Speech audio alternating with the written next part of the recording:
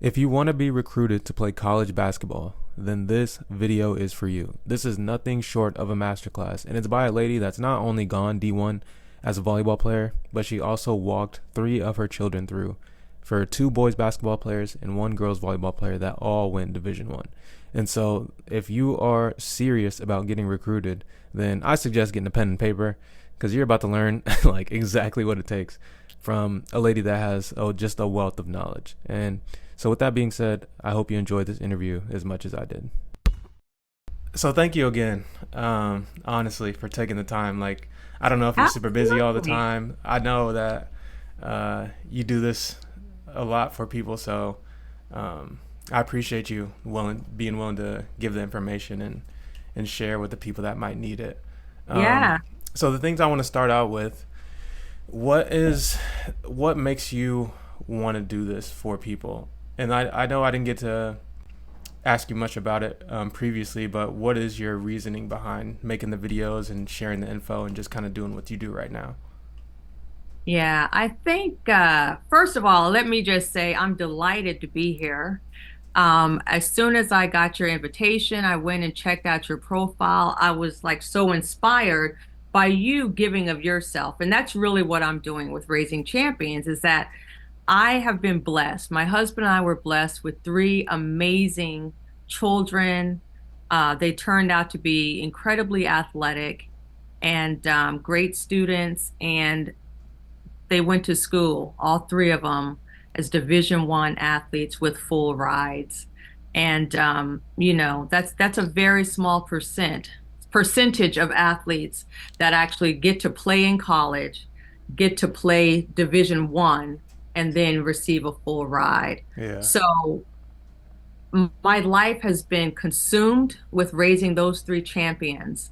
And once my last one graduated this past June and we took him to school 2 days later, I said, okay, now is an opportunity for me to help other people because I met hundreds of people along our journey that just didn't know what to do.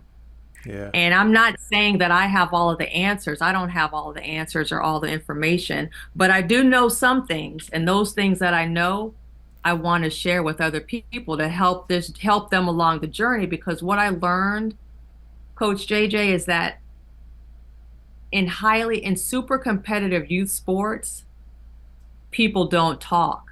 They don't share the information. Yeah. It's because these other parents fear they have this lack mentality and they think if I share what I know with somebody else, it's going to take away from my child. Yeah. But that's not the way it works. That's not the way the world works. That's not the way it's by that you receive more. Yeah. Right. And I mean, I don't have anything to lose. So I share the information with people. Those that want it, take it. Those that want to argue with me, argue with themselves because I've already won, you Yeah. know? You don't got anything to gain by you just like, hey, either do it or Right. don't. You're right. No skin off my back. Yeah. No, that's awesome. Mm-mm. I really do see the lack of information out there. Like it's even in where I live, I ask some of the parents like there's only one or two big organizations and they say they only play for them because they don't know anything else. They just like I don't know any information. I don't know who to play for. I don't know the smaller teams or the other teams. And so I think Right. it really is the people that know just don't say anything. And that's kind of my motto. I say the smartest people in the world don't make content. Like that's That's kind of what right. I think about. And so the people that are making the content, either it's kind of like surface level and they're not really answering the questions and they're just trying to get and get and get and build their own name up, or it's Hmm. just going unknown. And so I think that's you're completely right in saying just the lack of information is Right. just destroying some of the families that are trying to make it. Yeah. It's a lack of info. So we have one group that doesn't have the information, and then we have the other group that's being lied to. Yeah, That's how it works out. They yeah, either don't have it or they have misinformation. yeah. And then they're going the wrong way, so they're even further back than the people that don't know. That's right. That's right. Yeah, so it's wild. And so with that, Like, what are the main things that you see majority of players run into when they're trying to get recruited? Like the problems and the things that they run into when they're like, okay, I want to do this at a college level. I'm gonna start my journey, and now they're running into these certain things. Like, what are the major themes that you think you see? Yeah, number one, they start too late. And this is difficult for a lot of parents, a lot of families to understand because they might know the rule that for Division One, coaches cannot contact student athletes before June 15th of their junior year, prior to their junior year. So for a lot of parents, they think, okay, well, if coaches can't contact my kid before they finish their sophomore year, there's nothing for us to do. And that there could be like, that's so wrong. You Parents need to start this recruiting journey. And I say parents because even though it's the student athlete that's being recruited and that's going to go to college, parents drive the process. Yeah, They have the information or they don't have it, then they don't drive, but it's the parents that are driving the bus, okay? So that's why I say we and parents, because it's the parents that are the project manager, if you will, yeah, for the recruiting process. So they think coaches can't talk to the kid until, June 15th. So there's nothing for us to do, but you need to be laying the foundation because I believe that successful recruiting comes down to three steps. That's exposure, communication, and relationships. I don't care what the sport is. Gender does not matter. Those are the three components to successful recruiting. And they need to start that exposure part as soon as they think that their child might want to play in college. Soon as a coach tells them you have something special in this child, that's when they need to get started. And that usually happens in middle school. yeah, Um, and that's when you need to start this whole recruiting journey. And it starts with just simple, your social media. What do you have set up for recruiting in terms of social media, and then emailing coaches? And it doesn't matter that they are 2 or 3 years out of high school. You need to get on the radar. You need to start that exposure to build the relationship. yeah. So when June 15th comes, the coach is like, oh, I know this kid. Let me check in on them. Let me send them a note. It Right. doesn't just happen. It doesn't just happen for the majority of kids. And I'm talking about the majority of kids that play Division One. Yeah, Coaches aren't coming after them. It's only the high majors and the blue bloods usually, or if you have a kid that has a special talent or elite height or something, elite size or yeah, something like that, then the coaches will come after them. But everybody else, they're not coming. yeah. They're not coming for you. You said you're in Nebraska, right? Mm-hmm. They're not coming. They know in seventh and eighth grade, when your kid is in seventh and eighth grade, they know who they're going after. Got you. Yeah, if you're sitting around waiting until high school, you're late. You're late.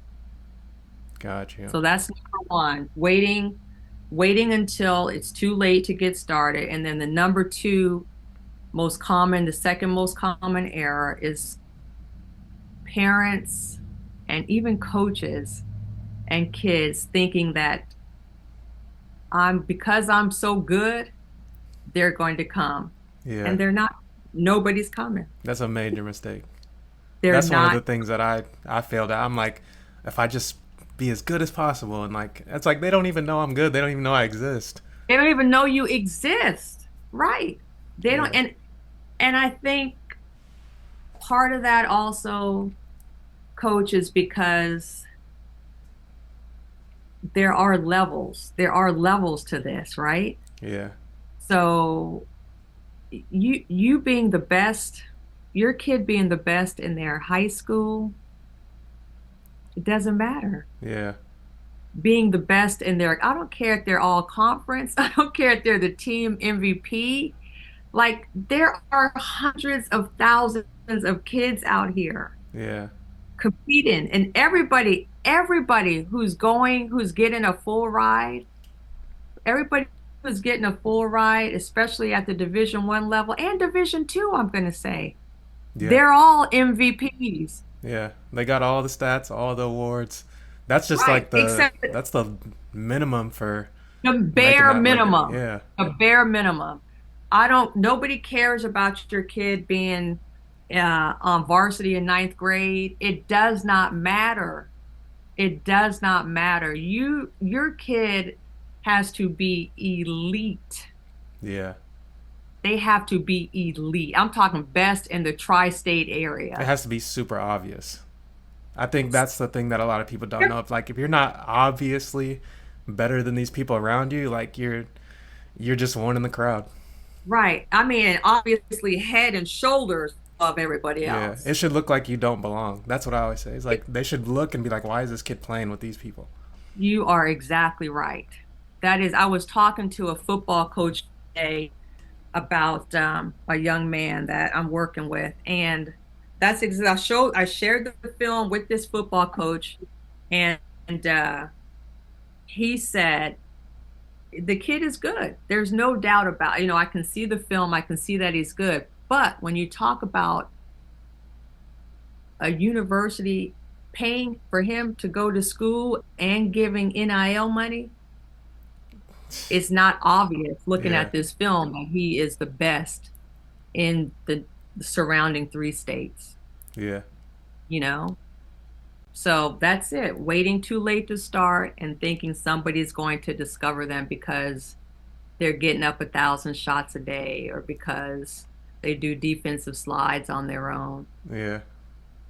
No, That's just nobody's. preparing you for when you do get the opportunity that you're ready. It's like it's That's like exactly everybody's right. doing that, and That's then exactly yeah, right.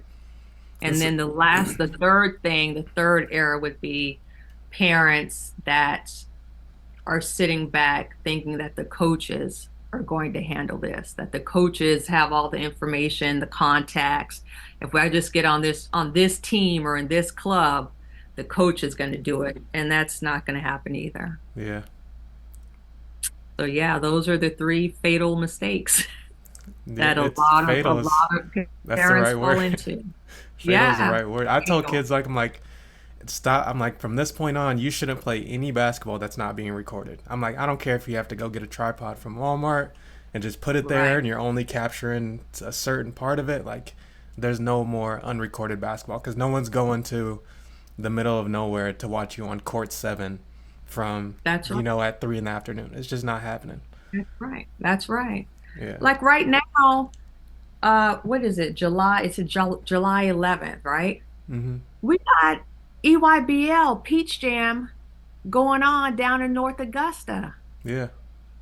Those kids, those kids are in that gym and of coaches are sitting there watching, taking notes, handing out offers.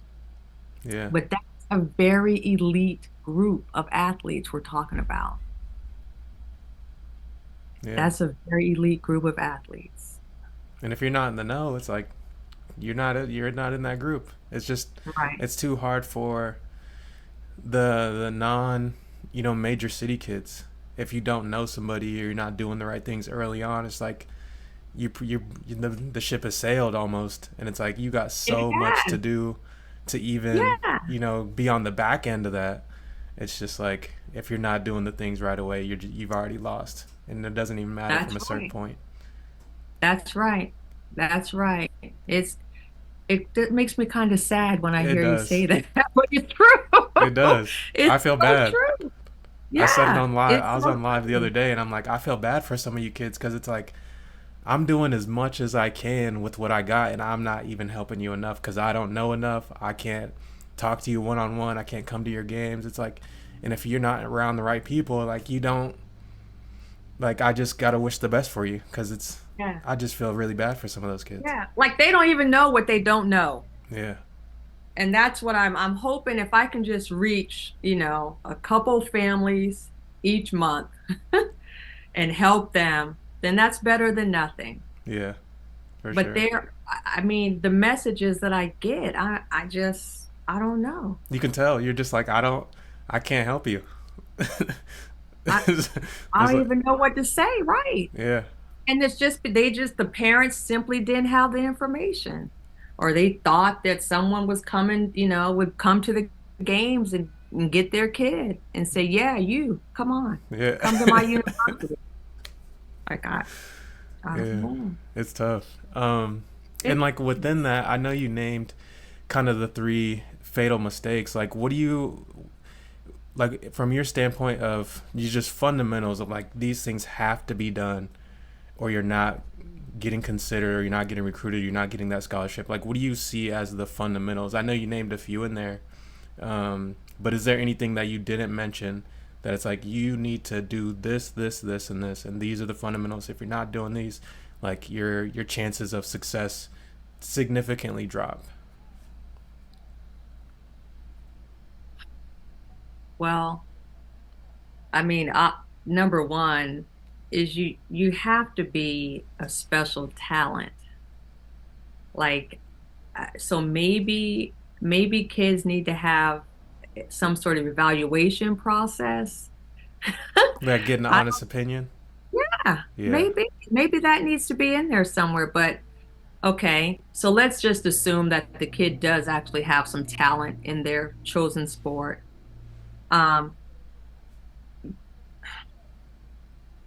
you got to start early. You have to start early, and it's kind of like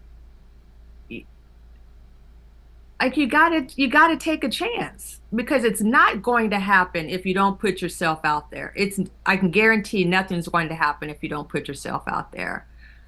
But why not go ahead and start in eighth grade? Go ahead and set up your social media account and post your workouts, post your highlights. Um, Start going to college games and trying to actually get a feel for the speed of the game, the yeah. size of the athletes. That's Um, I don't mean to cut you off, but no, I you're tell right. players so many times, I'm like, if you don't believe that your size and your attributes matter, turn on an NBA game and look at every single player's shoulders and arms.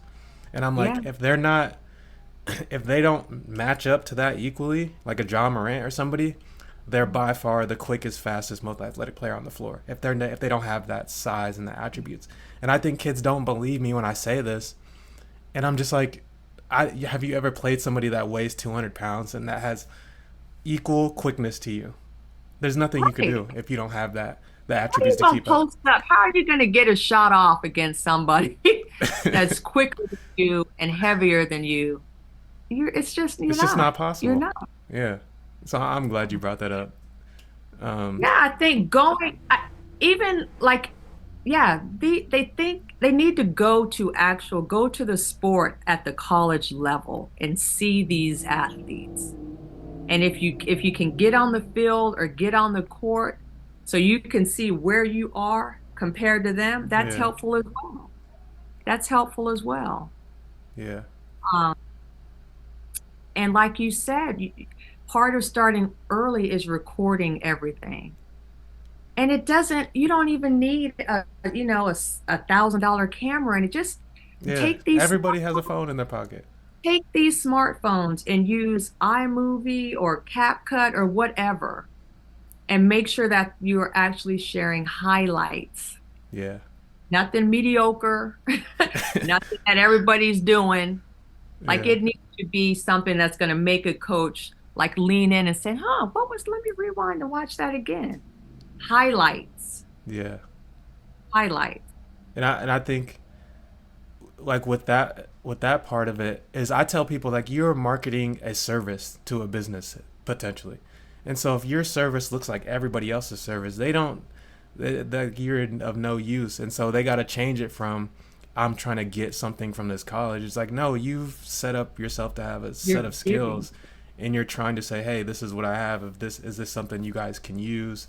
Do you Right. have, Do you have a need for this? exactly like looking at did they lose six seniors? Do they already have three people that have your exact skill and they don't need you? It's like it's Right. all these different things, and people are just like, well, if I'm just good at basketball, I'm like, kinda. but also it's like the match and the presentation of who you are. I think Yeah. that also is equally as important as what you actually are. Yeah. Yeah, and I think going back to size also, coach, um, I understand that size is not something that we control, right? Parents, you can't control how tall your kid is, how big your kid is. Um, but we need to be realistic about that. Yeah. Okay, if your son is 5'7", he's probably done playing basketball after high school. Depending on where he is, he may not even get to play in high school. Yeah. And I'm not saying he's not good. I'm not saying he can't handle the rock. He's not a floor general. I'm not saying any of that. I'm just saying 5'7" is not going to cut it. Yeah. Especially when there's a 6'4" version of them that exist. That's the thing that it's just I don't know how to get it through to some people because I said the same thing for myself. If I wasn't 6'3", like if I was a 5'9" player, I'm not trying to go professional. There's no point in that. Like, and obviously there's the outliers that make it, but And they're outliers. exactly. Everybody wants to call the names of the outliers, and I'm like, but you're not that person. Yeah, there's a reason we know Your all of kid their doesn't names. your kid doesn't have that level of skill Yeah, or ability. As my husband always says, those people are special, those outliers. yeah, The rest of y'all are not. yeah. And they don't. And I know I say like the game will tell them at some point. So I never want to crush them and be like, oh well, don't do it. I just tell them like, hey, this is what you're signing up for. If you're gonna make it, you gotta have this, and this. And so, Right. Or know what you're signing up for. maybe look at your size and choose a different sport, right? Yes. Because you can't be 6'3" playing the five in basketball, but football, maybe they can do something with that size, right? That's really good size for Yeah. football. It's like people are like the tallest wide receiver in the NFL is the same height as Steph Curry. It's like, but it doesn't look like that Right. on the screen. It's like, oh, okay, he's actually wait, this guy's 6'3", and wait, Steph Curry's 6'3". This looks totally different in this different sport. It's two totally different six Right. threes.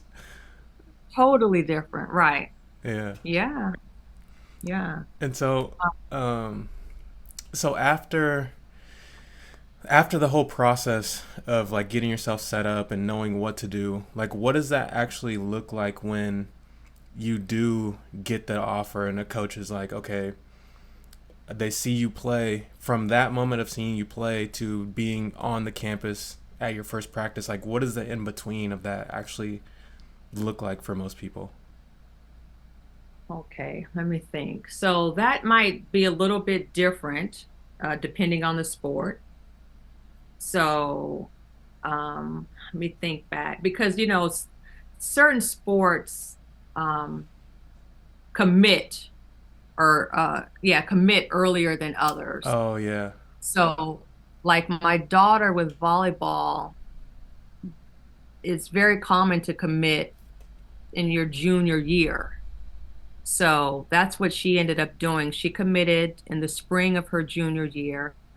And then she just went about her normal life. Like we didn't change anything that she was doing. She still had club volleyball. She had high school volleyball season.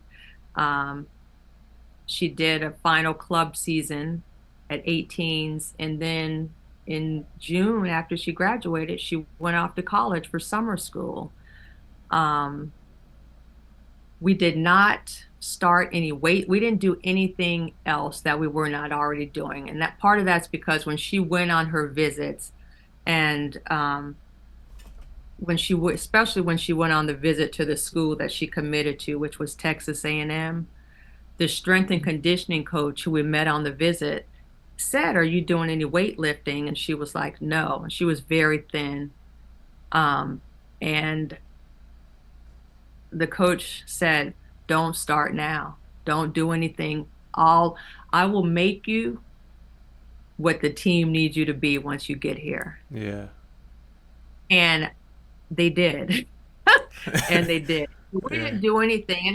And the reason we hadn't done any weightlifting, if I'm being honest, is because I didn't trust that the people at her high school knew what they were talking Oh, about. they don't at all. It's bad.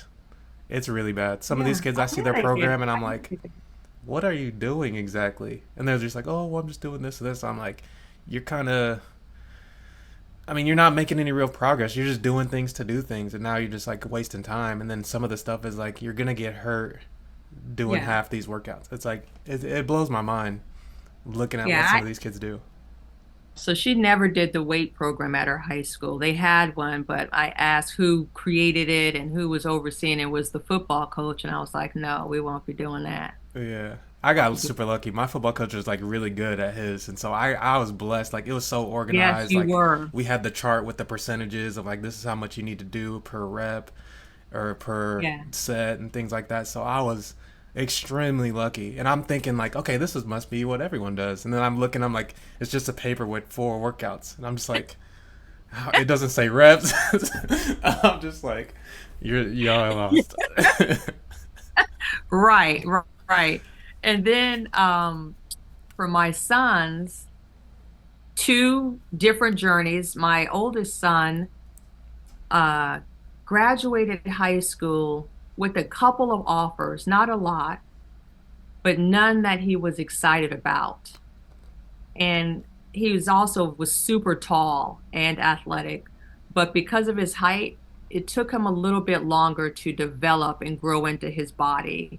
During COVID, he shot up like 6 inches. Oh, So he's 6'10" and a half right now. that's wild. So the coordination was just had to Not figure there, that out. Yeah. but had the knowledge and had the skills, but had to put it all together. So he decided that what he wanted to do was do prep school, do post grad after high school graduation. And so that's what he did. Um, so he graduated high school, went and did 1 year post grad at Sunrise Christian, which was just a phenomenal opportunity, tremendous blessing, top of the line coaching, skill development. Just, That's I awesome. can't say enough about it, right? And some people will do that same sort of development, but they will reclass their child instead of doing it after graduation. And that's a whole nother conversation. I'm fine with that, but there has to be a plan in place, else you're just wasting time. Yeah. You're delaying the inevitable. But anyways, he went ahead, did that year at Sunrise, came out of Sunrise and started taking visits, committed um, in April, and then in June was on campus and doing his summer session. And then my last son, who just graduated, um, always has played for like the top AAU programs in the country. So we live in the DMV area, so we have a Oh yeah. lot of talent, a That's a lot of great area. great clubs here for basketball. And he started picking up offers in 10th grade. Yeah. So, June 15th came, he was getting text His messages phone was blown up. at midnight. Yeah, offers. So, I think he had about probably 15 offers. He committed last fall. So like November, and then graduated in June. 2 days later, he was gone to college, summer session. That's So awesome. each, three different athletes, different journeys, um, same result. Yeah. Got you. And for the to get like kind of technical, like what is there like paperwork? Is there like official things that you go through? Like what is it? What is it on Yeah. that on the back end? Yeah. So one thing that I think all children should do, and I advocate for this on my TikTok, is go ahead and register with the NC two-way clearinghouse. Um, because, for example, here in our area, we have we have tournaments and live periods where you have to be registered to compete. You have to be registered to walk in the Yeah. gym in front of these coaches. So it just say, I realize everybody doesn't have that opportunity, but should the opportunity come along, I want you to be ready. And if you're playing Division 1 or Division 2, if that's your goal and you're thinking you may be contacted by those coaches at some point, you have to have that number. You have to be registered to go on visits, Yeah. you know? So go ahead and sign up for that and just do the free version until you know that you are being recruited by Division 1 or Division 2 schools. And then you can pay the $100 to actually solidify the process or complete it. So that's one thing that everybody has to do. With my daughter, and she graduated high school in 2019, so things have changed since then. But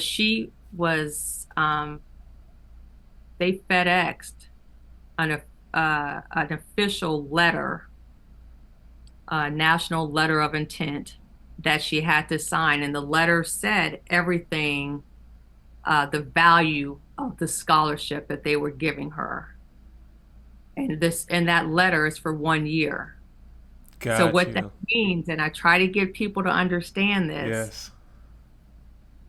is you're not, coaches are not just going to give you 4 years of scholarship. Okay. You have to work and prove yourself every year, just like you do on a job, just Yeah. like you got to prove that you are an asset to the program, to the team, to the university, and a good representative of that in order to get it renewed every year. Um, so yeah, you have that national letter of intent. So she signed that because, or did I? If you're 18, you sign it on your own. Yeah. Um, she was not 18 yet, so I had to sign as well. And then every year after, she would get another one and she would just sign that. So national letter of intent. And actually, after she committed is when she did the application for the school. Got you. Yeah. Oh, right. So then she knew that's where she was going. She filled out the application, sent that in. Couple weeks later, she was admitted, and we got that in the mail, and that was about it. Got That was you. about it. Yeah. And And then, oh, sorry. Go ahead. no, you go ahead. I had someone had asked me a couple days ago, and like, this is a really good question. When you, I don't know if you how much you know about Ivy League or if it works the same as other schools, but there's certain requirements to getting accepted in schools, and Yeah. it's, do they go through the process of making sure you can actually get in that school before they offer you? Yes. Okay, Yes. that's what I assumed. Well, yeah. Stanford is in that number as well, and Yeah. then there's some private schools. I'm pretty sure Duke might do it as I'm well. thinking, is Penn Um, State one of those as well? Or is that no, maybe UPenn. okay? UPenn would be, yeah. Um, yeah. So you have to be. So the recruiting process is still going to be the same with the Ivies and um, some people refer to them as high academic schools or selective schools. The recruiting process will still be the same, but they will right away, starting in like ninth grade, want to know what your grades look like. Yeah. Um, which is you bring up a good point because a lot of parents, or not parents, but a lot of kids, a lot of athletes think that ninth grade doesn't matter in terms of their grades, but it absolutely does matter, especially if you want an early offer and you want to go like a big D1, you've got to have grades in ninth grade. Because Gotcha. if you think about it, you got ninth grade, 10th grade, and then coaches can call. So if you were just goofing off in ninth grade and didn't do anything, you're only going to have 1 year of mediocre grades. Yeah. Nobody's calling you about, like, there's too much money at stake. and people's jobs. Like coaches are getting fired mid-season now. Yeah. So it's really, you cannot be playing around out here. So yeah, they need to have these grades together.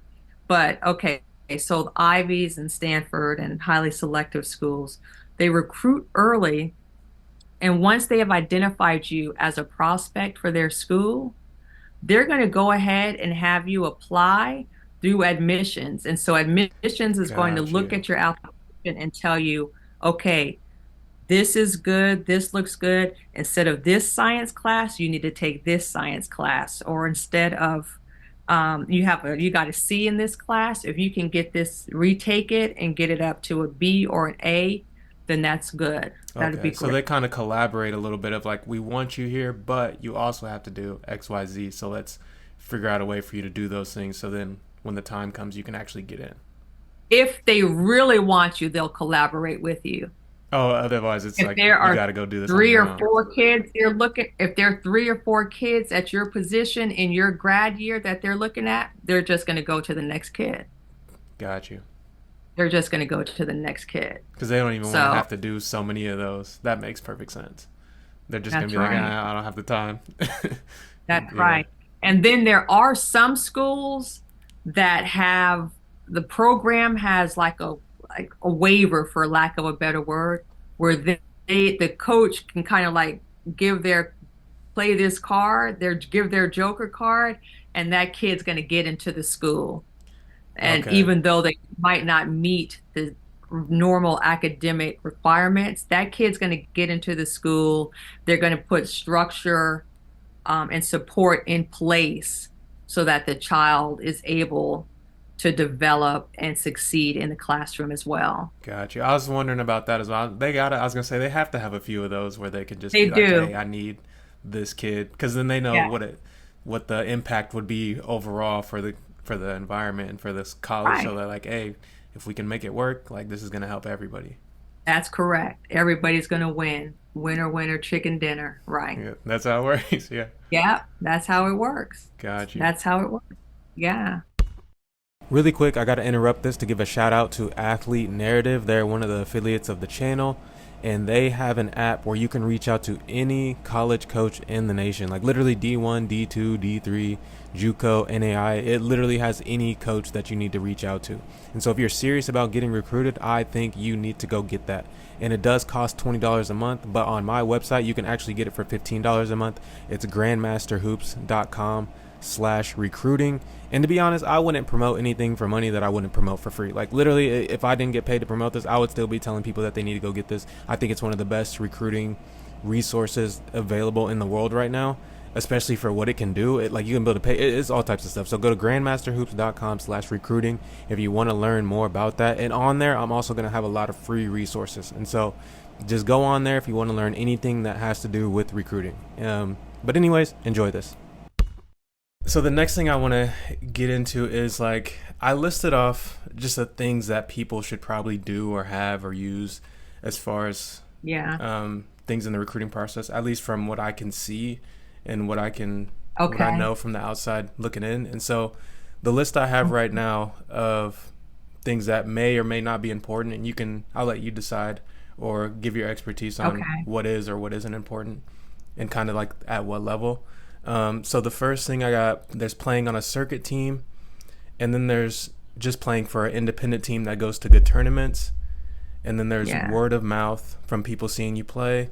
There's having film, and I put regardless of the league, and then Hmm. there's making your high school varsity team and getting minutes, and then there's the connections and the networking. There is the cold emailing, messaging, calling coaches, Hmm. and then there's the having good stats. There's Yeah. posting on social media. There's going to camps, whether that Hmm. be college or high school camps, just like the general ones. And then Right. using a recruiting service. And then I also added having a trainer. And so within Hmm. that list of things, like, is there anything that stands out of like, okay, you must do these? I know we talked Yeah. about the messaging coaches and the networking. Like, I think those two solidified. You absolutely must do those. And then there, on the other side of that, which are any of these things like these are completely irrelevant. You don't. these don't Yeah. matter. So I tried to I'm looking at my notes here because I tried to be prepared for you, coach. Yeah. Um and I broke them into tiers.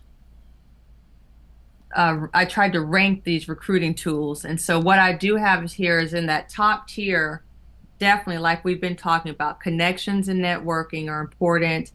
Film and direct email outreach to coaches, um, playing on a circuit or good exposure, high exposure team does matter, and social media used correctly.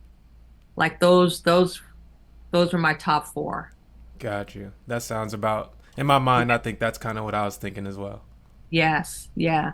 And then mid tier would be camps. And I think camps really only work for recruiting if you've already done the exposure and communication part, right? You can't just show up to a camp and think that anybody's going to be looking at you. Because, I mean, if we're being honest, camps generate revenue for the program. Yeah. Okay. So Yeah. they're going to invite a lot of kids. So even if you get an email, if you have not been talking to that coach or that university or that program, Just nothing's going to happen. funding. Yeah. And not to No, you, sidetrack you, yeah. I took one of my players to like one of the biggest teams in our area. They have these camps that they do to kind of Hmm. funnel people up to their highest team that's on the Puma circuit.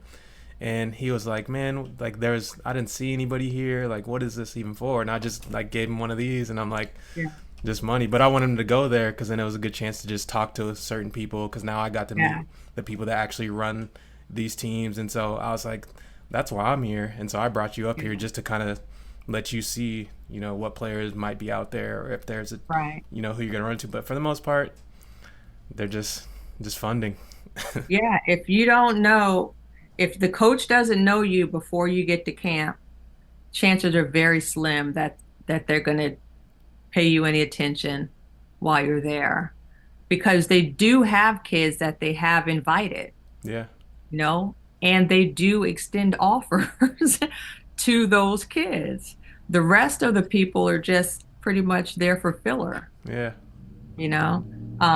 So camps, stats. We talked about this a little bit. Like it doesn't matter because you're not comparing apples to apples. yeah. Um, yeah, 10 in whatever one you league is 20 to another league.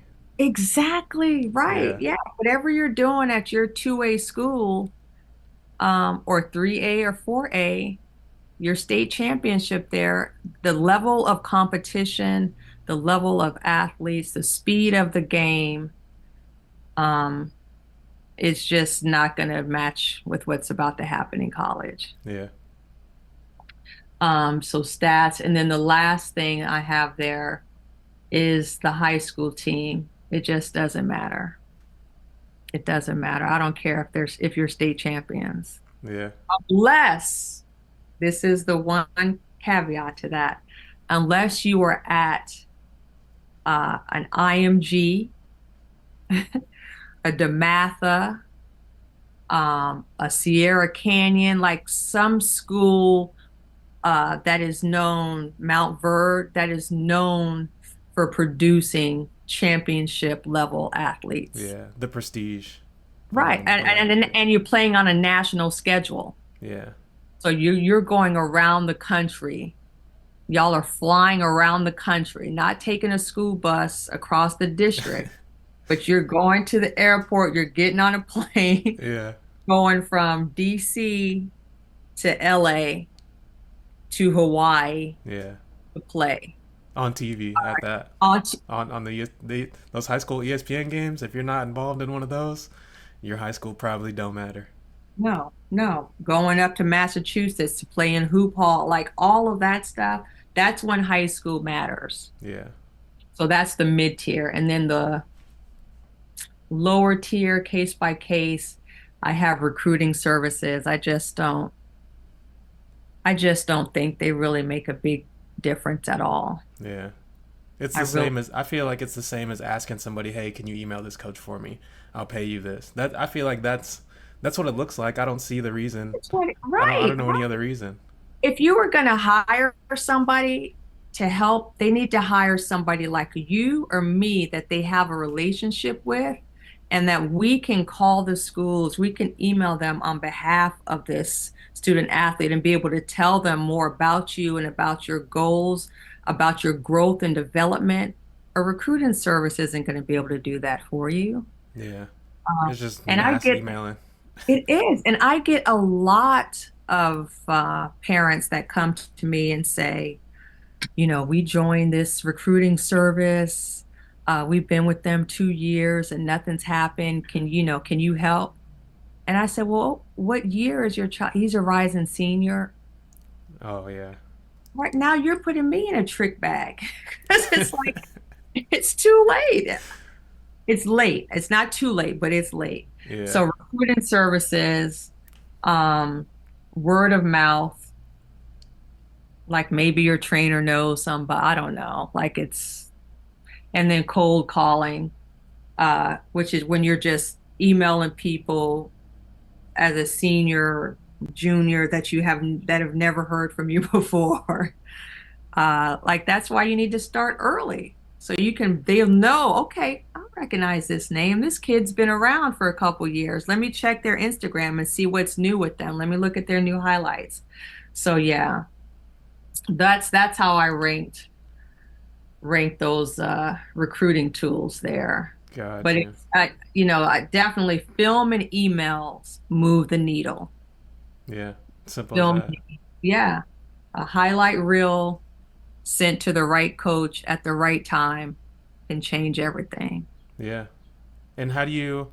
I threw in the having a trainer part because I think Oh, there's like and as a trainer, I hate to even call myself a trainer. I feel like I'm more of a coach. Like they come to a skill session with me, and I'm like, why are you passing the ball like this?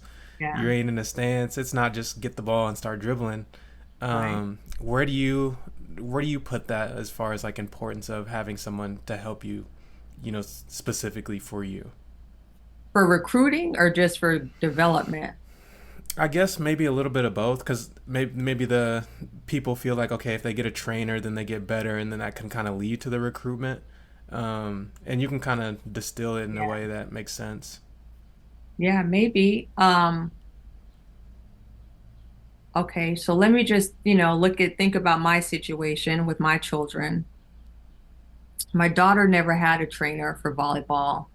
Um, but she did play for the top club on the East Coast and one of the top nationally. So she was getting training, high level training, correct training at her practices in the gym. And they practice 3 times a week for, I guess, 6 hours total. Gotcha. Two So hours each she was, day. yeah, Okay. she was getting the rep. She was getting the skill. She was getting the development. No worries there. Um, my sons both had trainers, skill trainers. And they're both basketball, right? They're both basketball, different positions, but they both had trainers and they were phenomenal. Like the main, yeah, they were just outstanding trainers because they not only did they work with the skills development part, but they helped my sons to really understand the game at a level that most kids who were playing in college don't understand. Yeah. They learned how to break down film. They learned about a hockey pass in basketball. They like that sort of thing. That's so rare. It's I know. That's why I said they were so blessed. We had, yeah, top amazing trainers. Um, and the most important thing I think that training does for young athletes when you have a great trainer is that trainer, because the child is in the gym and they're getting better and they can see it, that builds competence. yes. And competence is where confidence comes from. And a A lot of parents have that confused. They think that confidence comes from their praise, and it does not. Yeah. Johnny knows if he sucks. They can feel Like, it. right, you telling him that he's great, he's not crazy. He knows, right? But if he gets in the gym and he works on whatever his trouble areas are, he's going to feel confident because he is becoming competent. Yeah. So the great trainers instill, they create competence, they build competence in these kids, and then that competence turns into confidence. So they're able to take what they've learned in training, skill development, and do it on the court, do it in game situations. Yeah. So a trainer can be the right trainer can be exceptional and an exceptional asset to the recruiting process. And also, some of these trainers out here really do have connections. Yeah. Like they have played, I know a they have couple, yeah. played, yeah, they have played at the highest level. They have played professionally. They have made money as a pro, and they are now teaching you, like, like Mr. Miyagi and the Karate Kid, like they are now sharing that knowledge and information with you. Yeah. So some of them, and they can pick up the phone. They can take video. They will video you and send it to certain coaches, you know? Yeah. But again, that getting access to those trainers is another hurdle that a lot of parents like Yeah. they don't even know these guys exist. Yeah. And part of But it, they, it's a, not to cut you off, I think it's both sides. Like the trainers that are, some of them that are really good, they have no idea how to market themselves. And so it's like you're really yeah, good at this skill, but no one knows. And then there's some people that are like, they're just okay at what they do. They don't really have the connections, and they're just like a wizard at getting kids in the gym and getting yeah, spaces. And so that's the thing yeah, that I see from that side. And then parents are only going to go with who they know. If they don't know that this guy over here is like the best, then it's, yeah, they just don't know. yeah. And the guy who is the best isn't seeing every kid that wants to see him. Like he's hardly answering his phone. You have to have a special code. I mean, like there are hoops you had to jump through to get in. And he might not even see kids that don't have, certain offers or they're not a certain size or like that's Yeah. just the way it is. Yeah. Yeah, the right trainer can make all the difference. I agree. And how do Mm, you, I know you said your daughter doesn't have a trainer. yeah. Like, how do you kind of rank the importance of the team coach within that as well? Because I always tell kids, like, your team coach is probably twice, if not more important than whoever your trainer is. Because for one, they're invested in the team playing well. So you have to do certain things for your team to play well. It's not just like get the ball and do these things, but also it's gonna determine how you play as well. So like whatever's on film, half of that's gonna be based on what the coach, what they're running, if they know what they're Right. doing, like who your teammates and things like that are. Like, how do you see that? I mean, I agree with you on that one, coach. The your coach, I mean, that's a super important person in this whole recruiting process. Um, and we were blessed to have phenomenal coaches, um, phenomenal club AAU coaches. High school was okay, Yeah. but you know, college coaches aren't coming to high school to recruit. My daughter went to a public high school. She had a good coach, though. He was really good for being in a public high school setting. Yeah. He was really good. Son number two went to a private Catholic school in our area, and then child number three, son number two went to DeMatha Catholic, where he had an outstanding coach. Everything was great there. Gotcha. Uh, but yeah, that coach, I spent a couple of weeks doing TikToks just trying to get these volleyball parents to understand you cannot join a club team without knowing who the coach is. Yeah. That's bananas. That is bananas. How do you? how do you, if the coach isn't the one picking the team and It's just a seeing, filler coach. Yeah, it blows my mind. I see it every day. and you're spending thousands. We're talking about you're going to drop $10,000 this volleyball club season. You're signing the contract and you don't even know who the coach is? Yeah, they just see the name and the, Never. I oh, this would other kid never. was over there, and then like you don't know that this is like the sixth version of that team, right? It's sad. It is sad. It is sad. But that you're right. The coach matters.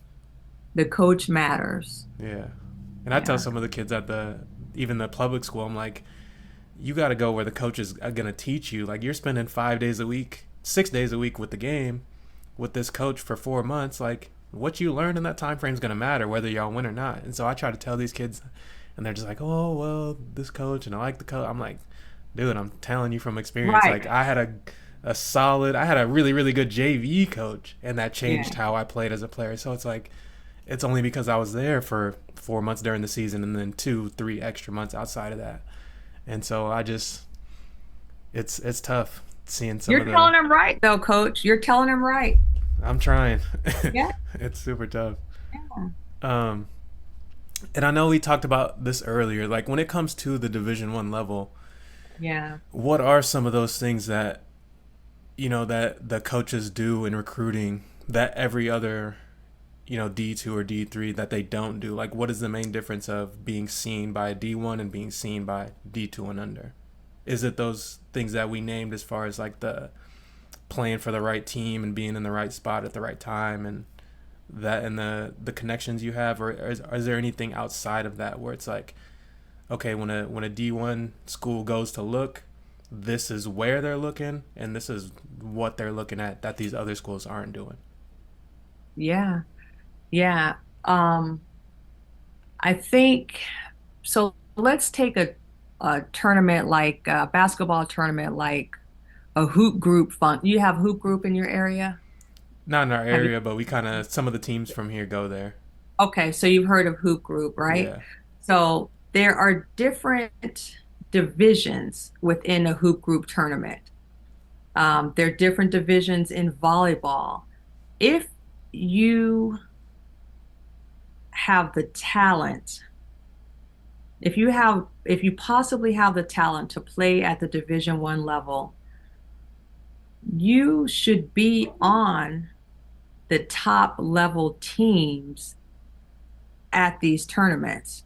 So for volleyball, for example, the top division is open level, Mm-hmm. and you play open level at national qualifiers. It's not enough to be on an open level team and just play in your region. That doesn't do anything. You need to be open level when your team goes to Philadelphia, when your team goes to Denver, when they go to Dallas, when they go to Minneapolis. You need to, because that's where the coaches are going to be. They're Yeah. going to be open level courts. That's where Division 1 is. Okay. Maybe when they're walking to get a Coca-Cola, they might pass They you might see you for for two right. seconds. Yeah. But no, they're going to, and people get mad when I say it, but it's the truth. It just is what it That's is. where they are. Right. I didn't make the rules. I'm trying to put y'all on so you know where you need to be. Yeah. And it's an open level court. Basketball, I don't even remember what it was called, but the top group, Oh, whatever it is in hoop group. I don't know. I should probably look Yeah. that. So let's just say it's premier or elite, whatever it is, showcase, whatever it is called. That's where you want to be playing if you're trying to be recruited by Division 1. If not, if you're not playing on those levels, then you need to be sending email. Like you need to be like this every week. Send, send, send. Because you've got to get on their radar. Yeah. So, yeah, you're right. The level where you play matters when it comes to Division 1. And then like, if you are, well, yeah, that's anybody who's going to a blue blood program, like going to Nebraska volleyball or going to Duke, Carolina, Kentucky, those coaches have already, they're coming for you. Yeah. So you They're don't, going to see specific things about you. It's not even discovering. it's not It's the talent, right? yeah. At that point, because again, as the further up we go, everybody is the same. Everybody can do the same thing. Yeah. That funnel gets really that's I tell people that funnel gets really really small I and wish I had one here, but yeah, it gets I tell people it's a reverse funnel, right? We got a whole bunch of people down here, but as we go to the top and you got to slide through, everybody can't go. yeah. So what separates you at that point? What separates you from the girl playing on the court next to you or from the guy who's also playing your position two courts down? Yeah. That's what it comes down to. Yeah. And for reference, I looked at that. It is elite or they call it platinum or gold sometimes. Okay. And so All that for right. basketball, that is the reference for that.